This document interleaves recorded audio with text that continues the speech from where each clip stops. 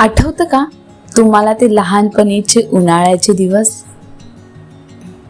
आवडतं मला त्या लहानपणीच्या आठवणीत रमायला, कारण आत्ता आठवणीमध्ये रमण्यासारखं आहे तरी काय. त्यावेळेला प्रत्येक ऋतूची वेगळीच मजा असायची.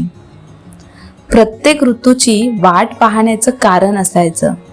आणि आता सगळे ऋतू सारखेच वाटतात. शहरात आज उन्हाळा म्हणजे नकोसा वाटणारा, पण 90च्या काळात उन्हाळा म्हणजे सगळं काही हवं असलेला ऋतू.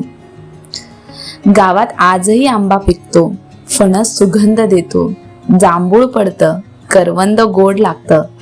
फक्त ते चोरून खाणारी, झाडावर चढणारी पोरं आता शहरात अडकून पडलीत.